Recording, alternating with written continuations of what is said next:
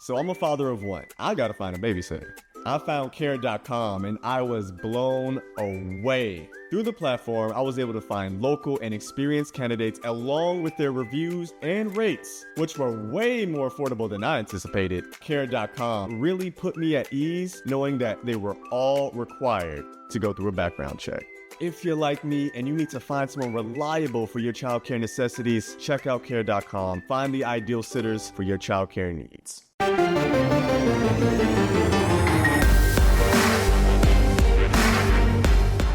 Welcome to the PowerCat Podcast, GoPowerCat.com's Kansas State Athletics Show. Make sure you're subscribing to our show at Apple, Spotify, Amazon, or wherever you get your podcasts.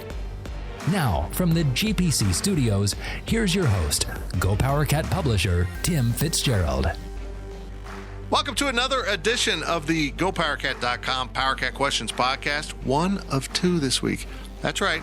You're not hallucinating. We're going to have two. We had so many great questions, but we wanted to get this one out early that deals with more timely stuff, including basketball, which will be our second half, and then we will record another one for later in the week because you are swell and you deserve it. And we've got lots to say. We're sponsored by Fridge Wholesale Liquor. Please make sure you stop in the Fridge whenever you come to town. The Fridge is at the corner of, Zach, I'm going to get it right now. It's at Claflin and Westport. Correct. Oh. Yep. I did notice I leave Avenue or Drive or all that off now because Riley would get so mad when I wouldn't get those right. It's at Claflin and Westport right here in the heart of Manhattan, not far from my house. Very convenient. Not far from the stadium. More convenient. Close to Bramlage. Might be needed. Hey, get into the Fridge whenever you come to town, and that includes for Wednesday night's big basketball game for the Wildcats against Marquette. The Cats, of course, are coming off a very nice win down in Wichita against the Shockers. I think it surprised a lot of people, including me. I was a little bit surprised, especially the way that game started. Anyhow, I'm Fitz, and that's Zach Carlson, and the guy that wasn't surprised was Ryan Gilbert, and Cole Carmody is acting like, yeah, you're a dumbass. We thought they were going to win. They're all in here with me and two dogs. There we go. That's it. Our segment sponsors are Tanner's and the High Low. Make sure you stop into Aggieville and visit and support your local businesses or downtown, but we appreciate everything Tanner's and the High Low do for us, and thank you to Tanner's for hosting Cole and I and Zach and some other unmentionable people as we watched football on Saturday. And I went home like a responsible adult before it got out of hand. Unmentionable because the listeners will say, we miss him. Yeah. We miss him. He didn't get injured during the course of drinking. And then the other one is my friend Toby that nobody really wants to know. He's always got stories. Let's get going to your questions from Wabash Station. Coles? I'll read it. Cole's got it. Go. First question comes from Wagcat. Which strip mall will be having a Go PowerCat party at the Texas Bowl? Okay, now let's back up here. When they went for Ron Prince, we had a pregame party the night before at a Fox Sports Grill. Those aren't things anymore. But the one in Houston was really cool. It was really amazing. It was big, and we tried to warn them. That we're going to have a lot of people. And no matter, back in the day when doing a bar site was a big deal and everyone wanted to go, I can't explain to you what we would do between when I was part of PowerCat Game Day or doing our own thing with bowl locations, how we would just completely overrun bars. They'd have their biggest night of business ever, or biggest day of business ever. They'd run out of Bud Light. No matter what you told them, they didn't believe you. Wags was at the Fox Sports Grill because his wife, Jessie, worked for us at the time. And it was a mess. A good mess. If you understand drinking, when I say it's a mess, it was, Jesse barely made it to the game the next day. Let's put it that way. So Wags is scarred by the experience of a GoPowerCat.com/PowerCat Illustrated party. I don't think we're going to have one, but because let's be honest here, people are savvy now. People they've been to everywhere. The internet exists. They don't need to be told where to go. They can find their own fun We just saw dwindling numbers and stopped doing it. In fact, I don't even think PowerCat Game Day even does live shows anymore on the road. Well, one member of the Go PowerCat staff will be having a party. He will be in Mexico at a sports bar with his feet in the sand, drinking said drink that is completely free of charge, watching football. So I'm going to leave this employee unnamed. Do you want to name what location in Mexico this employee will be at in case anyone else would like to join them? Cancun, Mexico. Okay. So if you see this person there, just go by and you don't have to say anything. Just put on your K-State shirt, sit next to them, and they'll know.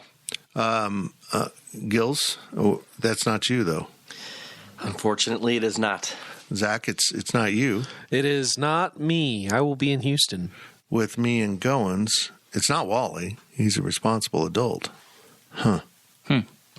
Anyhow, he'll have his own party in Mexico. But we will be in the Spanish-speaking Republic of Houston, Texas, for the game, and I hope you will join us if we have something. I'll just be honest; it's a lot of work for. I don't know. Last time we were in Houston, we picked a different location and we overran that bar, right? I mean, we should pick someplace and tell people to go there. I don't know if we'll have anything too official. We might go post up somewhere and have dinner. And if you guys want to say hi, you can say hi and take pictures and do whatever else, sign autographs, but don't expect anything big time. I'm only going to sign a couple autographs. Yeah, exactly. That'll be for me. You're Zach Carlson. I like your autograph. Next question comes from purple_cheese. Will K-State fans represent well in Houston? Good question. I think so, but not like old times. Not like 20,000 wherever the bowl destination was. Those times have passed. Like I said, everyone's gotten more savvy. They've seen the sites. They've gone to a lot of these bowls. They find them repetitious now. The Big 12 not refreshing the bowls stinks. I mean, I think they would have had a lot of people in Orlando probably having to drive. I mean, seriously, people, it was going to be so expensive to go to Orlando. I think a lot of people said, we're going, and then looked at the price and go, we're not going because the hotels are full. Everything's just overrun during that time because families all go to Orlando, get out of their cold spots during that time of year. There's going to be a lot of purple there, I can tell you that. Between LSU and K-State, there will be a lot of purple there. I don't know if LSU is going to provide much. Yeah. They'll probably look at it as a really long drive, not worth it. It's not that far. I still feel like there's going to be. It's not at all. Yeah. I still feel like there's going to be equal fans between the two teams. Yeah, I mean, I think it's going to probably be about 50-50. I don't know LSU's fan base, but I would imagine Houston is a big landing spot. Yeah, I would. But I mean, if how many people went to the Stanford game? 25,000 K-State fans, probably. Yeah, that's probably my over/under for this game. I wouldn't be surprised if it was less. I'd be a little surprised if it was more, but it is 25 4-hour and 20-minute drive. I could see 25,000 K-State fans and 25,000 LSU fans. I don't know. LSU people are crazy about football. You know, they have a 100,000 seat stadium for. Yeah, but it's a bowl game without a real head coach. You're 6-6. You're 6-6. And let's be honest, you're playing K-State. Playing K-State. Fair enough. I'm sorry. I mean, we were looking at the Cheez-It Bowl against Wake Forest and turning up our noses. I guarantee LSU's done the same thing. I mean, just right now where the program's at, it's not sexy, and Iowa State's done a better job of promoting their brand right now, and they were more attractive to the Cheez-It Bowl to match with Clemson. But as I said in my daily delivery, I'm happy. I'm really happy with this because one of the reasons is exactly this. People have access to it. They'll be able to go. I hope. Now, next question comes from KSU number 1, sticking with the bowl theme. How do you like LSU as a matchup? I haven't studied them yet. I mean, I can guarantee you they got lots of talent. I just don't understand how programs like that end up 6-6 with that much talent. I don't get it at all. I can't wrap my mind around it. So, yeah, it was just a weird season for them, but I like the value that they bring to the table. It's good to beat them if you can. Well, Max Johnson is their quarterback, a left-handed guy who I've watched not a ton of LSU, but I have watched him a little bit, and there was a little quarterback controversy that was going on within LSU. He played all the games, or he played 6 games last year. He did appear in all the games this year, but I believe, if I'm not mistaken, he's Brad Johnson's son. Brad Johnson, former Super Bowl winning quarterback for Tampa Bay. I'll have to double check that. But, so he's probably going to be the guy, and he hasn't put up amazing numbers by any stretch of the imagination. But he's a young guy, so I do think that it'll be a good matchup for K-State. I'm excited because we were talking about this. There's going to be some players that opt out for LSU. The guys that are going to be for sure fire NFL draft picks, not necessarily first-round draft picks, but for sure fire NFL draft picks are going to most likely opt out because, what's the point in playing in the bowl game? You're right. Yeah, that's going to be a big problem. Well, for a lot of teams going forward. If you're going to hit the transfer portal, you'll do it before the bowl.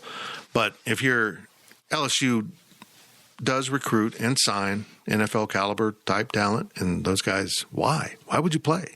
If you feel like you're going to be drafted, why play in a rather meaningless bowl game against a team that really won't move the needle unless you do something spectacular with your draft options? My early gut feeling is that this game is going to be similar to the Texas game. As far as from an opponent standpoint, a lot of talent is the motivation there to go out and win the game. Because the Texas game was really winnable for K-State, even with a backup quarterback. Yeah, I'm having flashbacks. Sorry for the flashbacks. But PTSD. I think that LSU is an extremely similar team for what they are and what K-State has played. I would agree. So I think that even, if you have Skylar Thompson at quarterback and you get him back healthy, I think K-State has a good chance of winning the game. I do too.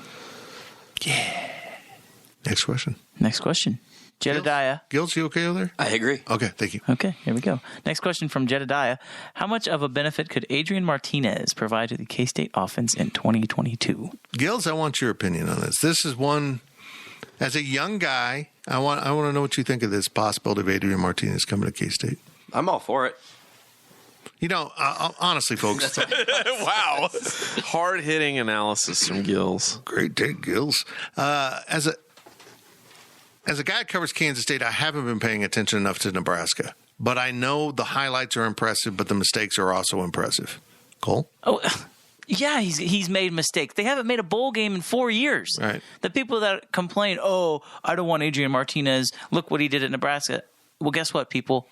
Guess what? They haven't made a bowl game, but it's not all his fault. He was a highly rated quarterback recruit that would be an upgrade over Will Howard, Jaron Lewis, Jake Rubley, and probably Skylar Thompson. If he's healthy. If he's healthy. That's what's interesting about this. He's not healthy. He's not going to be able to do spring football to acclimate himself to the system. I find it really interesting. Now, look, I think he will help this team because even if he's not healthy at 100%, he will push those other quarterbacks. And he will be able to offer something in some way of some value to this team next year, even if it isn't as an every down quarterback. The reality of the situation, everybody will be learning a new system, right? It's not going to be the exact same system that Courtney Messingham ran. It'll be really similar. It'll be similar, but there's going to be different terminology. There's going to be different plays. There's going to be different formations. Things are going to be a little different. It's not going to be the same. Things are going to be a little different. And you have a fourth-year quarterback like Adrian Martinez. That learning curve is going to be wherever he goes. It's looking like he's going to either end up at K-State or end up at Cal. Wherever he goes, there's going to be a learning curve there. I still don't know if that matters, just solely because he has not been in a program. He has played in a program at Nebraska for 4 years already. He understands the basic concepts of football. If Adrian Martinez does go to K-State, I don't want him to be the starter. I think that Will Howard and I would rather have Will Howard and Jake Rubley and just stick with it and go 6-6 than go 7-5 with Adrian Martinez. Because he only has 1 year of eligibility. If you want to go find a transfer quarterback, that's fine. But is preventing the development of your two future stars for quarterback potential, but one of them is going to have to be the starter, in 2023 and beyond. So why delay the inevitable and get them experience? I mean, that's the problem we've seen with Will Howard this year. He didn't have the experience, and you have to throw him out there, and he struggled at times, but he's shown that he can be good at times. And the more play experience you give your quarterbacks, it's just like Skylar Thompson in 17 and 18. He struggled, yes, but look where he is now, and everybody loves him. People were clamoring for benching Skylar Thompson like they are Will Howard today. These quarterbacks need time, and if you're going to have a 3, 4, 5 year guy, and if you want to keep them around like Jake Rubley or Will Howard, you have to play them. You can't bring people in to play 1 year. And even Skylar Thompson, as much as I love the guy and him coming back was great, that did prevent the development of Will Howard and Jake Rubley. So you had 2021 where you should have had Will Howard, and then next year you should have Will Howard again. You're really going to push Will Howard at 2023 where he's playing, or even Jake Rubley? You can't just stunt the development of your quarterbacks that you bring in. You either have to you got to let them fly. This, though, indicates to me they're not happy with what they've got at quarterback right now, because they're looking at a 1 year guy, a one and done, bridge the gap until these guys are more ready, or honestly, before maybe they recruit someone else. I think they feel like these guys have the potential. They're just not there yet, particularly Rubley. And I almost feel like Adrian Martinez is a gap stop measure to get you to Jake Rubley. I agree.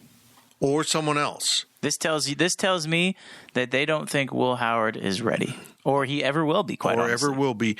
And if you go get like the Central Florida quarterback or someone that has more than 1 year of eligibility, you will blow up the room. I mean, guys will leave. That would be an indication we don't think you're ever going to be the starter here because we just brought in this guy that can start for 2 or 3 years.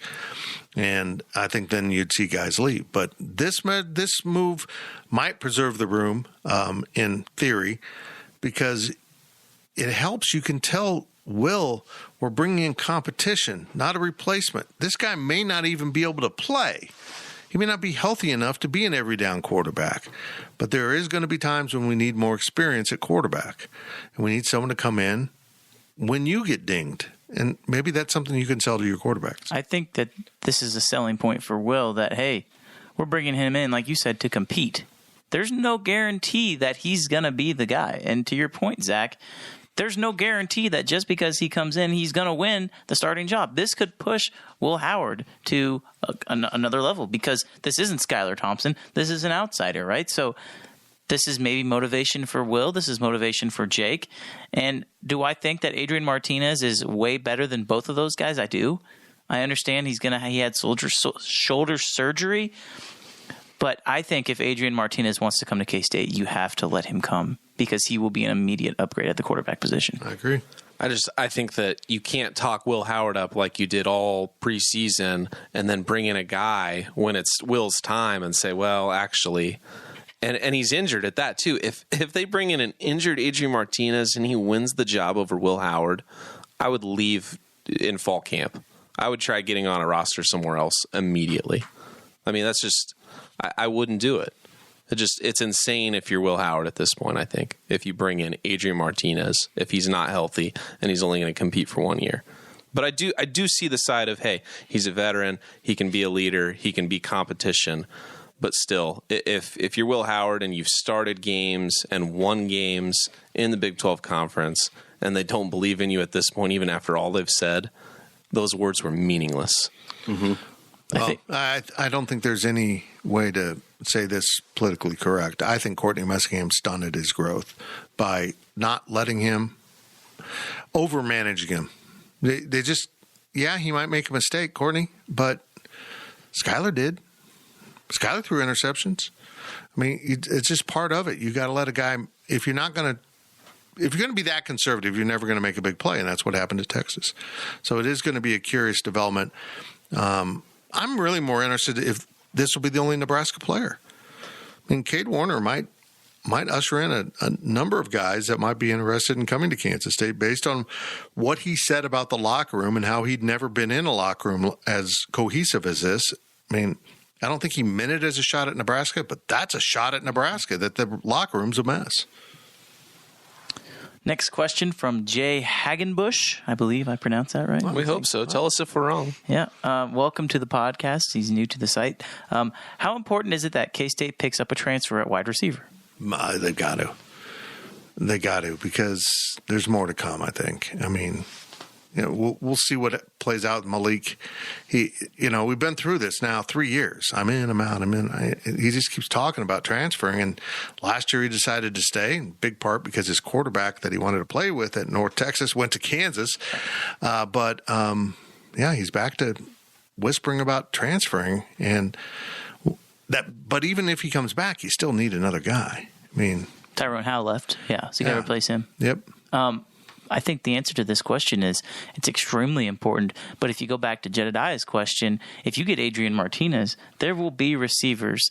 Fitz mentioned Nebraska. It wouldn't surprise me if there's – I have no idea about the receiver room at Nebraska, but it wouldn't surprise me if another Cade Warner-like player decided, oh, hey, my quarterback that I just played with is going to K-State. Maybe I should look at it too. There will be receivers that respect Adrian Martinez that say, hey, I might think about coming there because I know that there is a quarterback that can get me the ball. Because say what you want to say about him, he is, I believe, the all-time yardage leader at Nebraska, all-time passing yardage leader at Nebraska. That says something. So there's going to be receivers that want to come to K-State, you would think, if they do pick up Adrian Martinez. Let's see here. It'd be interesting if they did bring more players from Nebraska, because how many other teams bring in transfers and it's basically just bringing in another team's offense? When you think about it. Yeah. I don't think that's ever happened. I mean, I get the transfer portal's young, but it's kind of an interesting concept or a possibility to think about. Hey, we got a quarterback. Let's bring in his guys too. Adrian Martinez completed 62% of his passes this year. Not the best. Averaged 9.4 yards per completion, 14 touchdowns, and here's the rub, 10 interceptions. But his quarterback rating was 148.9. He's a good quarterback. You got to get him out of the interceptions.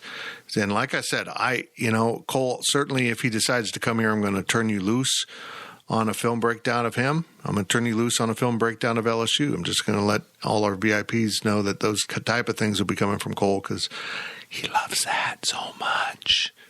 And Gills likes to watch film too. It's just not of football games. I do understand, switching subjects here, that K-State did just have a coaching change with the offensive coordinator. So let's be fair. But at the same time, if you're a wide receiver, as we stand today without Adrian Martinez, why in the world would you come to K-State if Will Howard or Jake Rubley is going to be your quarterback? I'm with you, man. So that's why it's a tough sell to get Martinez. It's a tough sell. Even with Martinez, the way the offense has functioned.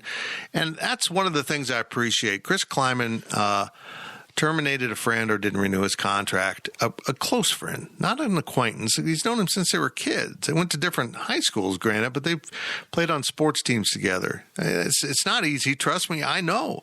And it had to be in part because recruiting to this offense became extremely tough. It had to. It just didn't look like at all like the offense that was on display at North Dakota State. I don't know what happened. This is not the same offense we scouted. And the one that they ran at North Dakota State was just perfect for getting you in the NFL. And this one is perfect for getting you injured, just getting you out of the game. So I'm glad the change was made. I didn't necessarily want Courtney fired. I mean, my dream, honestly, was to have him be a chief of staff that's in charge of the transfer portal, and he's just constantly monitoring players out across college football. But, maybe he wants to stay in coaching. I don't know. Sticking with the coaching front for the last question of the first half, this comes from TN Cat.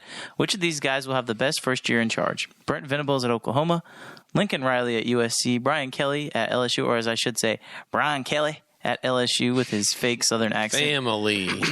Or Marcus Freeman at Notre Dame. I'm going to pick Freeman, actually. There's a lot of buy-in from the players. And I'll put Lincoln Riley second. I don't think Oklahoma quite knows what they're Brian Kelly's going to be horrible. That's a disastrous hire. That is a fish out of water hire. He did just hire the old recruiting director who resigned from McNeese. just like 20 minutes later accepts the recruiting position at LSU. So that will help him. But yeah, I'm with you with Brian Kelly. That didn't make any sense. Doesn't make any sense. It sounds good, but Well, think of how many more guys you can recruit now at LSU. You don't have any of these academic standards that you have to worry about. I agree with that, but the reason he's down there instinctively faking a Southern accent is being Southern is almost essential to them to feel like they want to play for you. I mean, the South is just rich in prospects, but they want to play for someone that understands their home, and that's not Brian Kelly. He can take you to the country club for a great round of golf, probably. And he probably knows the best laundromat that puts the right amount of starch in your button-downs. Just not very Southern at all. I think that's trouble. I think Brent Venables is very intriguing to me. Brent's upside is enormous, and his downside will be tragic. I have said this for a long time. I'm not sure he has the demeanor of a head coach. He is very active, very vocal, very profane at times, very abusive at times. He has the demeanor of a defensive coordinator. Now, Bob Stoops had all of that and adjusted, toned it down, became a head coach. And that's what Brent Venables needs to do. Mike Stoops never learned that. Mike Stoops never got rid of the I'm going to yell and cuss at everyone because I'm the fiery defense coordinator thing. And now he's not a head coach, not a defense coordinator as far as I know. I don't even know where he's at right now. Brent's going to have to adjust his style, but it's for me, and being around Brent for a very long time when he was here, this isn't something he's doing because he's a defensive coach. This is just who he is. He is a fireball. He is amazing how active he is. Now, does that translate to being a head coach? Because so much of what you do, we see on the football field on game day, or we understand on the field in practice. But a head coach does a lot more. And is he going to be right for that? So I think Brent is a brilliant young coach who is waiting for the right opportunity and the right amount of pay to get him out of there, and he finally found it. Now, the question is he the right guy? Oklahoma's been very fortunate through their history hiring coordinators with no head coaching experience, and I'm not sure Brent Venables will translate to that, but there's no way to ever be sure about anyone. I mean, how many times have I thought someone will be a surefire hit and they haven't? I mean, it just happens. We'll find out. And I'm kind of glad, honestly, as much as I would have wanted Brent to be here, kind of glad someone else gets to find this out. Because if he struggles at Oklahoma and doesn't work right as they're transitioning to the SEC, it'll damage their program, but it's Oklahoma. It can come back. If he'd flamed out as head coach at K-State, I don't know where we'd be right now. I don't know. So let's let Oklahoma take this one on, and just understand that he's been other places longer than he was at Kansas State now. And for some people that the pull of the alma mater isn't the same. When you're in the coaching profession, he was like 10 years in Oklahoma and 10 years in Clemson. Folks, he's been gone a long time. He's somewhere else mentally now. You mentioned he's a young coach. He's 50 years old. Yeah, he is. It's amazing for me to think of Brent Venables as 50.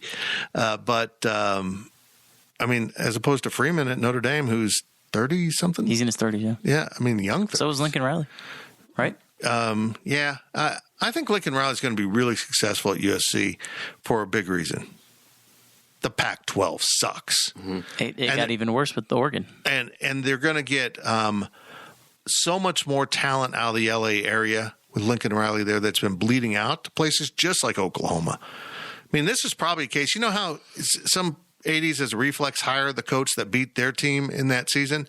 He's been beating the snot out of them in recruiting in L.A., and that's kind of what they did. Well, let's bring him in. So I think he'll be successful. And, yeah, he ran from the SEC. Yeah, people in Oklahoma think there's shame in that. No, there isn't. This is his career. It's his career, not, Oklahoma fans act like they owned Lincoln Riley, like he was their bitch. Like, he couldn't have other hopes and dreams. Everything had to be, Lincoln, you got to do what's best for Oklahoma. That's not how some people work. And honestly, I think now that you're going to the SEC, get used to it. Look around the SEC and figure out who the long-term coaches are. LSU fired a guy who had just won a national title a few years ago. In the Big 12, you don't get fired if you won a Big 12 title a few years ago. I think the best coach, the best football coach, the best guy who can coach the sport of football on this list is Brian Kelly. I agree. So I think to answer the question, specifically the best first year, I think it's going to be Brian Kelly. But when you recruit, when you go into recruiting and you go into managing a program like that, if you look at all these teams that are listed, I would think as far as talent-wise, Oklahoma and LSU have the best talent. Who knows how to manage talent better between Oklahoma and LSU? I would say Brian Kelly at LSU. So I think Brian Kelly will have, as far as wins and losses go, the best first season. Marcus Freeman has another chance just because it's Notre Dame and who they play. But I think Brian Kelly, to answer the question. I think it's Marcus Freeman because I get kind of a Lincoln Riley vibe from that hire. Sure. Lincoln Riley takes over for Bob Stoops, and it's just like he never left, and he made it better. I think that's Marcus Freeman. I think Marcus Freeman can and will take Notre Dame to the next level. And I get that there's only, one more spot to get into the playoff for them to be next level. But I think that they're not going to drop off. I think they're going to be right there with Marcus Freeman. But I think after that, probably goes Lincoln Riley, then Brian Kelly, then Brent Venables. I think Venables is the biggest question mark here. And one final thing. Gills, you got anything? I was going to say that Brian Kelly's going up against Bama, Auburn, Georgia, all these schools, and Lincoln Riley's going up against garbage cans. So Lincoln Riley's my answer. Yeah. I don't care how good or bad of a coach Kelly can be. The competition in the Pac-12 just sucks. Yeah. So that's my answer. If you go in there with a good plan and some recruiting, you're going to win a bunch of games. The Pac-12 is just ripe for the picking. You look at Oregon, they were supposed to emerge as the team. They beat Ohio State. Oh, they're so good. Utah just kicks the snot out of them. Utah, which, was a Mountain West program and a really good one, now is the best in the Pac-12. And that just defines where the Pac-12's at more than the improvement Utah's made. Now, honestly, you look at what BYU did. They would have won that conference. They would have won the conference. It's just crazy how bad the Pac-12 is. I can't remember my final thought, but we'll sorry, I stole it from you. That's all right. That's all right. It's not your fault. The brain doesn't work anymore. The mouth works. It works fine, as you can tell. Well, I'll work on the brain during this break. You listen to the Power Cat Questions podcast, sponsored by Fridge Wholesale Liquor. We'll be right back after this with some hoops talk.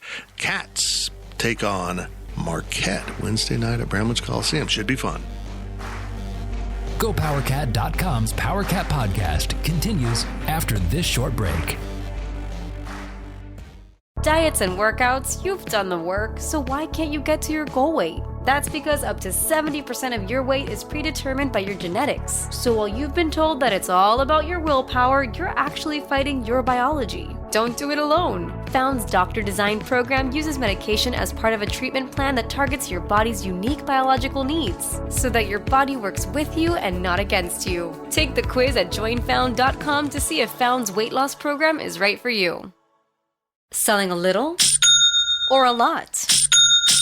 Shopify helps you do your thing, however you cha-ching. Shopify is the global commerce platform that helps you sell at every stage of your business. From the launch your online shop stage, to the first real-life store stage, all the way to the did we just hit 1 million orders stage. Shopify's here to help you grow. Whether you're selling scented soap or offering outdoor outfits, Shopify helps you sell everywhere. From their all-in-one e-commerce platform to their in-person POS system, wherever and whatever you're selling, Shopify's got you covered. Shopify helps you turn browsers into buyers with the internet's best converting checkout. 15% better on average compared to other leading commerce platforms. And sell more with less effort thanks to Shopify Magic, your AI-powered all-star. Shopify powers 10% of all e-commerce in the US. And Shopify is the global force behind Allbirds, Rothy's, and Brooklinen, and millions of other entrepreneurs of every size across 175 countries. Plus, Shopify's award-winning 24/7 help is there to support your success every step of the way. Because businesses that grow with Shopify. Sign up for a $1 per month trial period at shopify.com/Odyssey Podcast, all lowercase. Go to shopify.com/Odyssey Podcast now to grow your business, no matter what stage you're in. Shopify.com/Odyssey Podcast. Welcome back to the Power Cat podcast. Now, let's return to the GPC studios. Welcome back to the PowerCat Questions Podcast, brought to you by Fridge Wholesale Liquor. Make sure you stop into the Fridge whenever you visit Manhattan. It is a wonderful, wonderful place. We're also sponsored in our segments by Tanner's and the High-Low. Stop through Aggieville. High-Low's done up for Christmas again. If you're a Christmas person and a person who likes a lovely cocktail, you got to go to the High-Low. It's unbelievable. It's like Clark Griswold owns a bar. Favorite Christmas Don't try movie. going in there to watch sports. Not this time of year. They will not change the channel. Nope, Christmas movies. Exclusively Christmas movies. That's amazing. Huh. Yeah. Oh, it's incredible. I kind of wish they did this year round with different holidays. Like every holiday, they just went all in. See, that sounds good in theory. I know. I'm good at theory. The big problem with this is instead of playing actual movies, they're going to have to play Hallmark movies. That's what it's going to be. Because Hallmark is just going to be like, oh, we got Thanksgiving, Halloween. There's plenty of scary movies Okay, for Halloween. sorry I picked a bad one, but There's get to plenty of movies Valentine's for Day, the 4th of July. St. Patrick's Day. There's probably 10 Hallmark St. Patrick's Day movies. I'm certain of it. And if I ever get my dream of Fake-A-Ween every April or May after spring break in Aggieville, they better trick the place out for that. See, I think they should reverse Fake Patty's Day and Halloween in Aggieville. Is Fake Patty's Day still going to be a thing? Oh, yeah. It'll never go. Some bars will use it for promotion. Okay. I mean, it's great. Anything like that gets people in. That's why I want Fake-A-Ween. I want the Fake of July. I want them all faked out. Fake of July is just New Year's. I know. Fakesgiving, I don't know how you do that in Aggieville, but just make 1,000 fake holidays. Aggieville needs to be the place of fake holidays. How did I get on this? I don't know. Christmas. This is High-Low. Thanks a lot, High-Low. This is the brain. The brain just kind of goes. The mouth kind of wanders off. The brain's like, where are you? And also, Tanner's, if you do want to watch sports, that's your place. It was so awesome. I mean, we had TVs. We had everything going on Saturday. We watched the Big 12 game or whatever. Oh, it was great. Great. Here's your questions from Wabash Station. First question of the second half comes from KSU number 1. Thoughts on the Wichita State win? Question mark. Feels. Go for it, Fitz. Yeah. Sure. It was a surprising win. The way the game started, I thought, oh boy, here we go. Another sluggish start. What is this about football in the third quarter and basketball in the first 5 minutes of a game typically? It just got to get their feet under them. But boy, when they got going, and I think part of it was an uncertainty of not having Nigel Pack on the floor. I mean, he is kind of the heart and soul of this team. And I just want to give a shout out to Marquise Noel because he really played his best game. I mean, he had 1 turnover, 4 assists. That's, he jacked up a couple threes. Yeah. He jacked up Couple heat checks. He has a tendency to lack self-control. And I recognize this as a person who has a tendency to lack self-control. He'll just throw up a three-pointer and you're like, dude, what are you doing? And he'll make a pass down the court like, well, the percentages of this pass leading to something productive are about 10%. Quit making that pass. So as he edits his game and gets better, it'll be impressive. Now, the bigger picture for me, the win was fantastic. The win sets up Wednesday night against Marquette just being enormous. Because there was a discussion of it. What happens if Bruce wins these 2 games? Will people buy back in? I don't know. Cole, you've run into this on the boards. People are just done. I mean, they're done, and short of a Big 12 title again, they're not coming back because they know even if you'd win a Big 12 title, we'd have another drop off for whatever reason that is. At least that's the perception. I think it was good for the program, but by God, that was an incredible atmosphere. That was a fun game. How many times do you really have outside of a conference tournament or a great NCAA tournament matchup that is regionalized, 2 fan bases in an arena together like they were? Because I don't know what the mix was. 25-75? I was going to go 80-20. Yeah, but the K-Staters that were there were invested and they were loud. They did a great job. It was a really cool atmosphere. It's really good for basketball in the state. And just look what it did for the fan base. It motivated them. It fired them up. They appreciated it. Put games in that non-conference of value. You don't have to. Nebraska's a perfect example. There's value in going to Lincoln. It's accessible for fans and the teams. It cuts down on your budget. But there's just value in playing a familiar name and a familiar foe. So you don't have to go say, well, we're going to go play Duke. That's not what we're saying. We're saying just find some teams that of interest to your fan base. And this certainly is one. I'm glad it's a contract that is going to go over the next 3 seasons also, and I hope they extend it and keep doing it, although Gills wants more games that feel like a home game. Right? I mean, that was fun, but yeah, you have and I understand your point here. Technically, going to the T-Mobile Center as our offset for interest isn't equal. No. I mean, both programs are roughly 2 hours away from that building, but it will be a K-State game in which there's more K-State fans in Kansas City, and I think we'll see again a 75-25 mix in Kansas City. But how fun for Wichita State fans.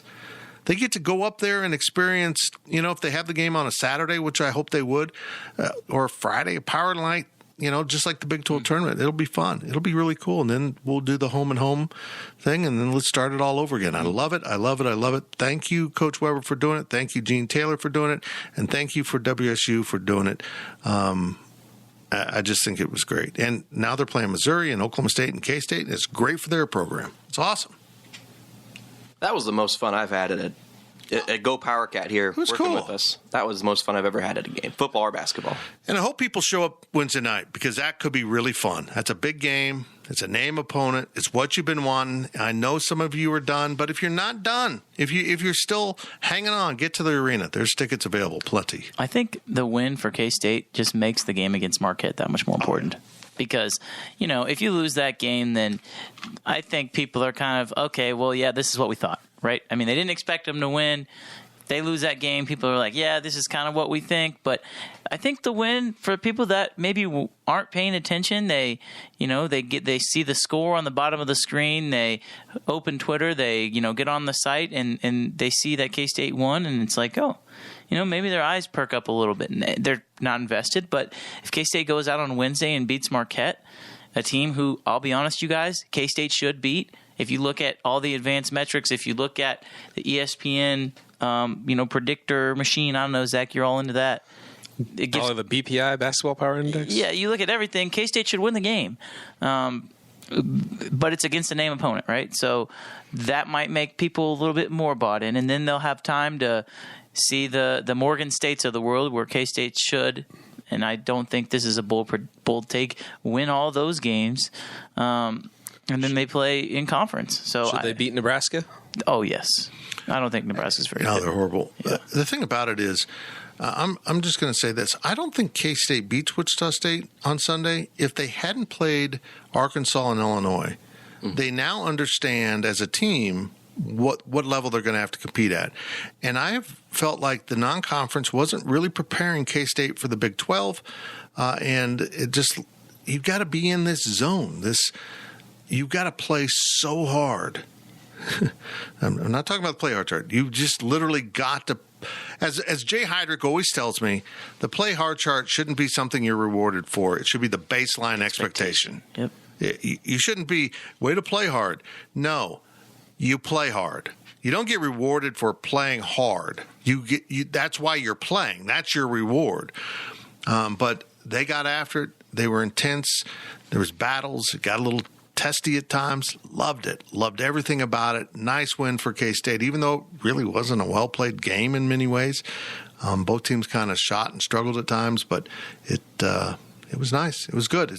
It was refreshing after the last 2 years. It wasn't a well-played game, but there was a stretch in the second half where Wichita State didn't score a point for almost 8 minutes, I think. So Wichita State was bad in the second half. Again, that's got to credit K-State's defense. Credit K-State's defense. Credit to K-State having the run that they did at the end. But boy, if Wichita State just plays a little better, I don't know if we're having the same conversation. But we haven't even mentioned that Nigel Pack didn't play in this game. Right. He plays, K-State wins by double digits, I'm convinced. Well, it's interesting. I think we discovered, or maybe Marcus Noel, how are you saying? Marquise. Why? Anyhow, maybe he understands now how he needs to play at this level. At his previous school, he was the show. He was it. He's starting to figure it out. I think He was it, and he needed to jack that up. He needed to take chances. He needed to do this. But boy, when he makes better calculations, man, he had an assist to Casey Iziagu that, first of all, how Casey caught it, I don't know. And he joked about it in the post game. But, and we talked about this on the ride home. I think we saw Curtis Kelly's impact on Casey in that game with that. Keep your hands up, keep your feet moving. Man, he was good. That was as good as he's ever played. I agree. And He doesn't play as good as he does if Noel doesn't give him those passes. Right. And they just kept running that, pick and roll. The help side wasn't coming to pin off the post to get to the rim, and they just ran it over and over. He got 14 easy points. But, he rebounded, he defended, he took a huge charge late. It was just a really nice game for Casey, and boy, he's hurting. Man, watching him down on the floor, we were sitting right there by the bench, constantly stretching, constantly trying to get that knee to cooperate more. Or his back, I saw him swing his leg really violently, and I'm going, oh, he's popping his back. I'm like, I wish I could do that, because he was trying to get that last bottom pop out of it. It's fun watching him because he struggles, but man, he plays hard. Mm-hmm. Next question comes from the Boss Cat. Thank you. Thank you for that. He's new user, so welcome to the site and first time asking a question. So there's that again. Oh, he's out of control. What do you guys expect the attendance to be at the basketball game on Wednesday? Do you think it will go up if they win? I don't know if it'll go up if they win because it's kind of a standalone island game with a big-time opponent. Yeah. I don't think that people are going to go to the game if they do, or if they see they beat Marquette and be like, wow, I want to go watch them play Green Bay at 4 p.m. on Sunday. Mm-hmm. I don't know if that's going to help. Now, come conference play, maybe a little bit, but I think that the fact that you're going to have to bring your sunglasses to watch the game, that might be a little bit of a fun time. Apparently, Marquette is either going to be wearing yellow or blue. Bruce said it was baby blue, sky blue, powder blue in the press conference today. It's going to be, which really matters. Well, it's just going to be not fun to watch. I hope it's going to be awful. I hope nobody out there has a black and white TV and this game is between lavender and baby blue, because they will look the same in gray. They have to be in yellow, don't they? You would think. That was I don't even know if yellow it was would Tom look or bad Bruce said that. in black and white. No, it was Tom before Kellis asked.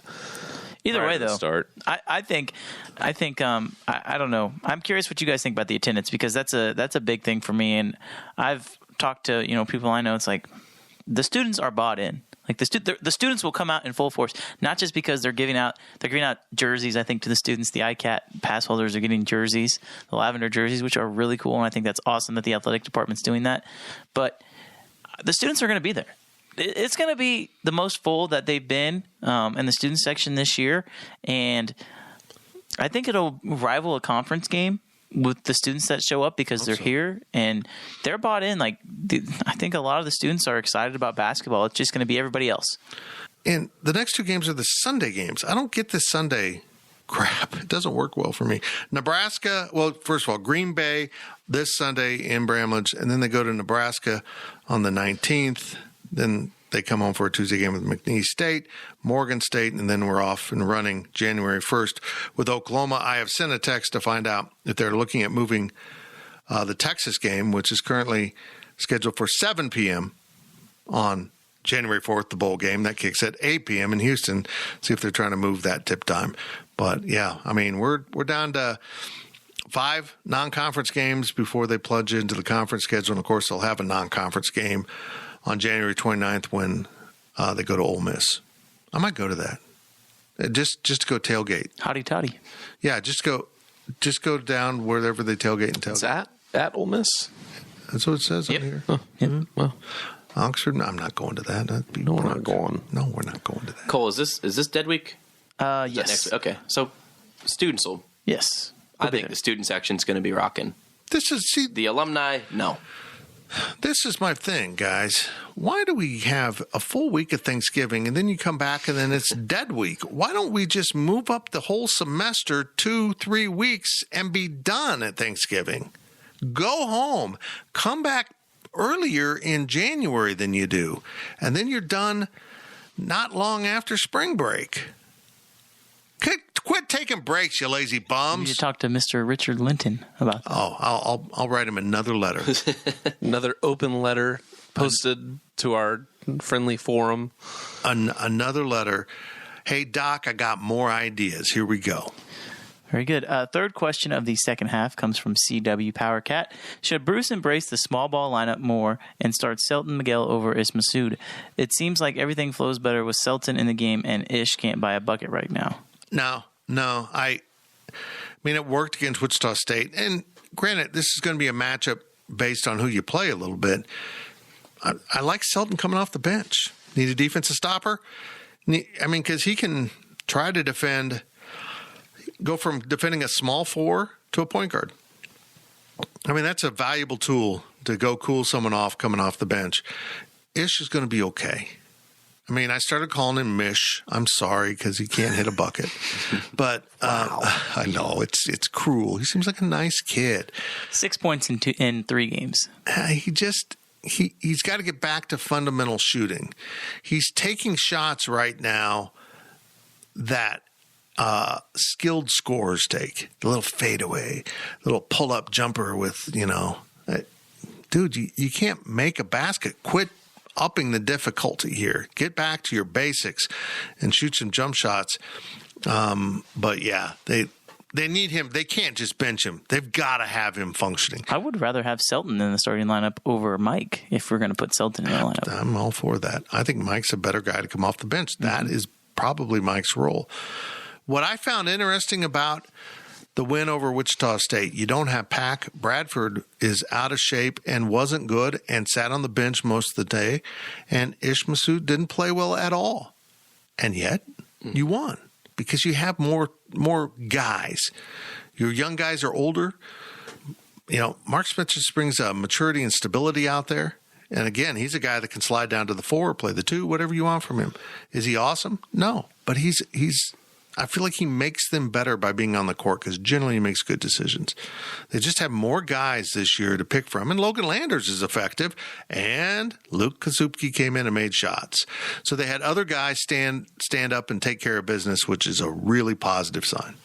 Well, with Massoud, early on in the year, he was kind of like Dean Wade, very timid, passed up some shots, and I have no doubt that the coaching staff was in his ear telling him to, be confident and shoot those shots. And now he's overdoing it, Fitz, like you mentioned. So there's the middle ground there. You got to find the fine line with taking those good shots when they're there and not forcing stuff. So, I'm really not concerned with Ish. I think 1 or 2 games and snap, he's out of his slump.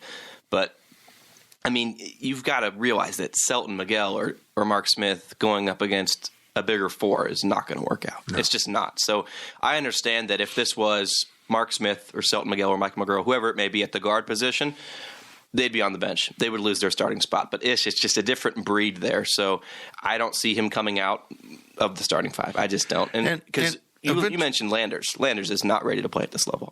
He's not. And if you get into a game where you need a true stretch 4, Landers can go there and relieve Ish. You can do – I mean, last year when they were trying to play Iziagu and Bradford at the same time was tragically bad. I just didn't know.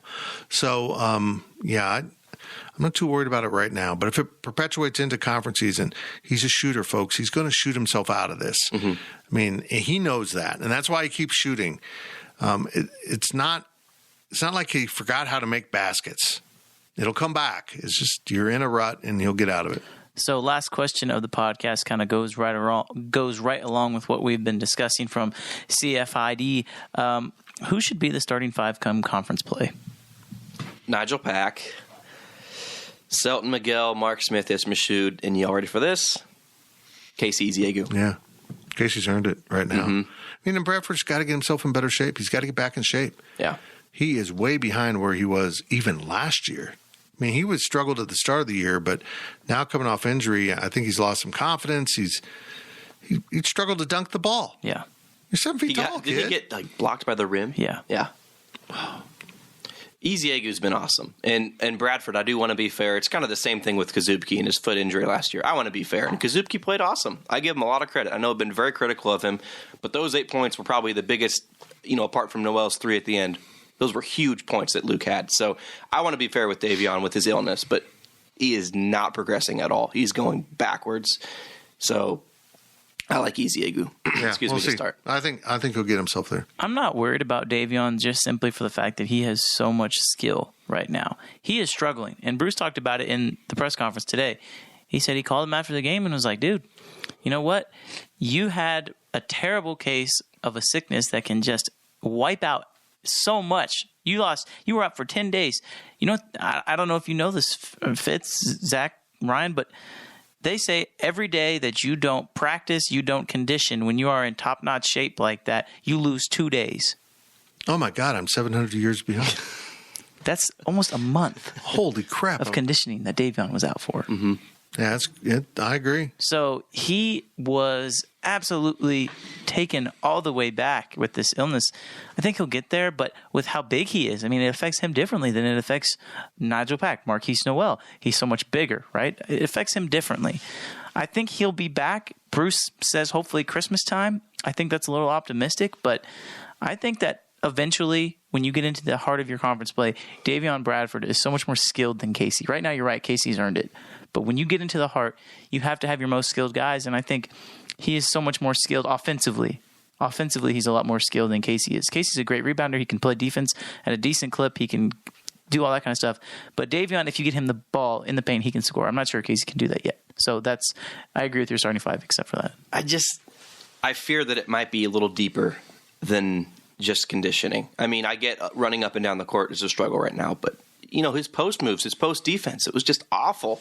So I do want to be fair. I don't want to be critical. We'll give him time to recover, but we haven't mentioned Noel. I think that there's an argument to be made there. Absolutely. But until he can stop doing these, let's call them dumb plays.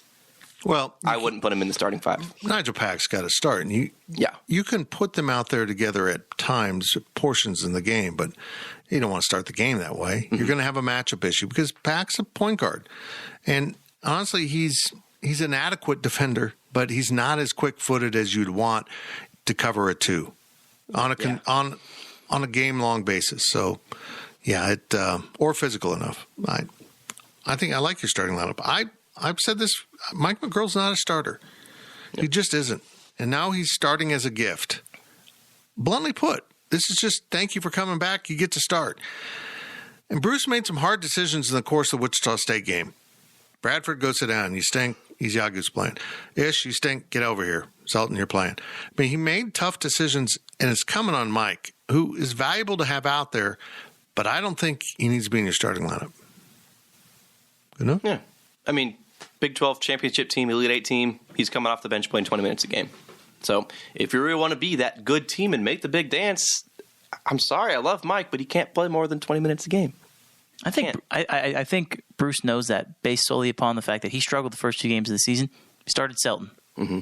And then Selton was hurt, so Mike had to come back into the starting lineup.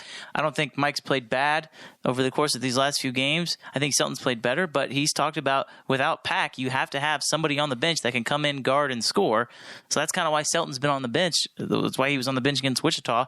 So I think Selton starting over Mike will happen sooner rather than later, especially when Nigel comes back. But we haven't even Mark Smith. It was Selton and Mike that started that secret scrimmage against Oregon in Denver, and Mark was the one that was struggling, I guess, at that point in time. So I mean, Weber's flexible with this lineup, but I know it's not really comparable with the position. But Jamar Samuels was awesome coming off the bench back in the day. Yeah, if Selton embraces that, I guess I don't necessarily have I agree with you. Huge problem with it, but we'll see what happens. We'll give it time. Very good. That's it for this edition of the PowerCat Questions Podcast, sponsored by Free Edge Wholesale Liquor. As I mentioned, we're not done. We're about to record another version of this podcast with more of your questions from Wabash Station to post later in the week. Thank you for listening to the PowerCat Podcast. Make sure you're subscribing to our show at Apple, Spotify, Amazon, or wherever you get your podcasts. PowerCat Podcast. All rights reserved. GoPowerCat.com.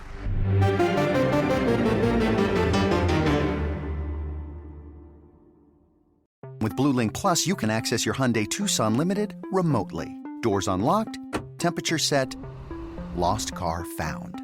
There it is. Get complimentary class-leading Blue Link Plus. Call 562-314-4603 for complete details.